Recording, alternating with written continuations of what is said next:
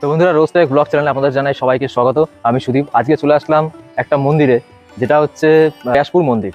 ব্যাসপুর রাধাকৃষ্ণের মন্দির। মন্দিরের ভিতরে রাধাকৃষ্ণ, দেবী দুর্গা, আরও অনেক দেবদেবীর মূর্তি আপনারা দেখতে পারবেন।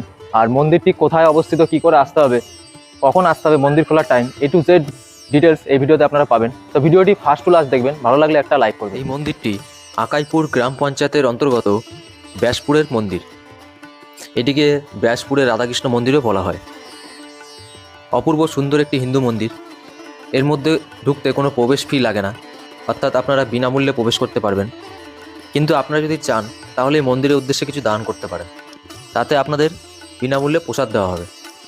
এই মন্দিরে ভগবান শ্রীকৃষ্ণ, শিব, দেবী মনসা ও দুর্গাপুজোও করা হয়, অর্থাৎ এই দেবদেবীর মূর্তি আপনারা এই মন্দিরে দেখতে পারবেন। পশ্চিমবঙ্গের আকাইপুরের রেলওয়ে স্টেশনের কাছে চামতা হ্রদের ধারে ব্যাসপুর মন্দিরটি একবিংশ শতাব্দীতে সেই অঞ্চলের মহান ফার্মাসিউটিক্যাল দ্বারা নির্মিত নতুন নির্মাণের একটি মন্দির। প্রধান মূর্তি রাধা ও কৃষ্ণ এবং মন্দিরের 3টি চূড়া রয়েছে। মন্দিরের সামনে দুই পাশে দুটি মন্দির আছে, একটি মনসা আর একটি শিবের।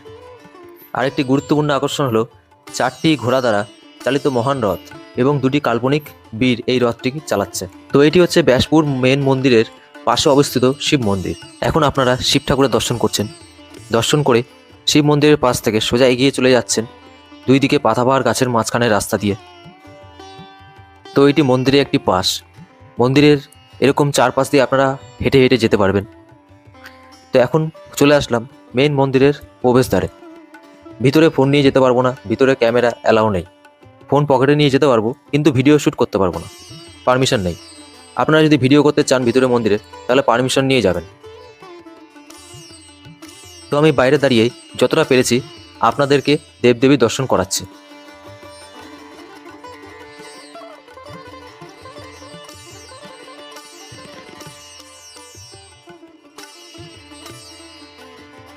তো বন্ধুরা, খুব সুন্দর একটা মন্দির, খুব সুন্দরভাবে চারিদিকে পরিষ্কার পরিচ্ছন্নভাবে গাছগুলো এত সুন্দরভাবে কাটিং করেছে, দেখে আপনারা দেখলে খুব হেভি সুন্দর একটা প্লেস। আর এই মন্দিরের চারপাশে পুরো এরকম পাতাবাহার গাছে ঘেরা। এখন আমরা এগিয়ে যাচ্ছি মেইন মন্দিরের আরেক পাশে, অর্থাৎ মনসা মন্দিরের দিকে। এখন ভিডিওতে আপনারা যে মন্দিরটি দেখছেন সেটি হচ্ছে মনসা মন্দির। এখন আপনারা মা মনসা দেবীর দর্শন করছেন।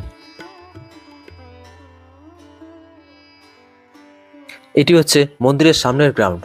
তো এইভাবে রাস্তা দিয়ে আপনারা আসবেন, আর দুপাশে দেখতে পারবেন এরকম পাতাবাহারের সুন্দর গাছের সজ্জা।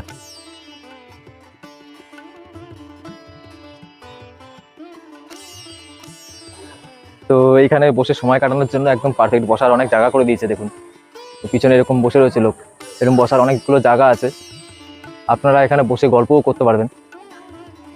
মন্দিরের পাশেই আপনারা এই রথটি দেখতে পারবেন। মন্দিরের পাশ দিয়ে গেলে, অর্থাৎ মন্দিরের পিছনের দিকে, আপনারা এই পুকুরটি দেখবেন। পুকুরটির মধ্যে কিছু কাজ চলছে, পুকুরের মাঝখানে কিছু করার চেষ্টা করছে, সেটি এখনও কমপ্লিট হয়নি। কমপ্লিট হলে আপনারা পরে দেখতে পারবেন।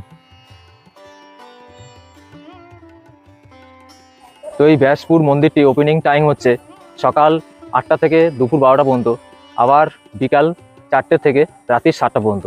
তো আপনারা যদি আসেন মন্দিরের দেবদেবীদের দর্শন করতে, তাহলে অবশ্যই এই টাইমের ভিতরে আসবেন, নাহলে মন্দির বন্ধ পাবেন। তো এই ব্যাসপুর মন্দিরটা অনেকটাই ভিতরে, এর জন্য আপনাকে বনগাঁ রানাঘাটগামী লোকাল ট্রেন ধরে আসতে হবে, নামতে হবে আকাইপুর হল্ট, বা আপনারা রানাঘাট থেকেও আসতে পারেন, সে একই বনগাঁগামী লোকাল ট্রেন ধরতে হবে, নামতে হবে আকাইপুর হল্ট। আকাইপুর হল্টে নেমে সেখান থেকে বেরিয়ে, স্টেশন থেকে বেরিয়ে আপনারা চলে আসবেন টোটো স্ট্যান্ডে। টোটো স্ট্যান্ড থেকে আপনারা যদি টোটো ধরেন তাহলে 15 টাকা করে সেখানে চাইছিল, আর যদি একটু এগিয়ে হেঁটে রোড থেকে ধরেন তাহলে সেখানে 10 টাকা করে টোটোতে ভাড়া নেবে। মন্দিরের পুরো একেবারে সামনে এসে আপনাদের নামিয়ে দিয়ে যাবে।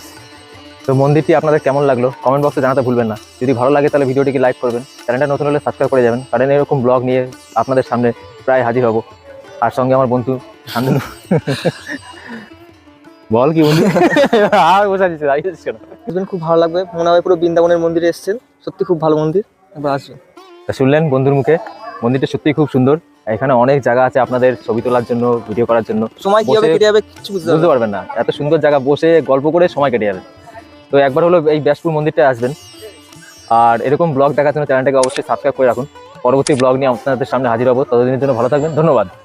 আপনারা যদি জানেন না এই আকাইপুর কোথায়, তাহলে বলে দিচ্ছি আকাইপুরটা কোথায়। আকাইপুর হলো ভারতের পশ্চিমবঙ্গ রাজ্যের উত্তর চব্বিশ পরগনা জেলার বনগাঁ মহকুমার বনগাঁ 3D ব্লকের একটি গ্রাম। আর সেই গ্রামের অন্তর্গত ব্যাসপুর হচ্ছে একটি অঞ্চল, আর সেই অঞ্চলেই এই মন্দিরটি অবস্থিত।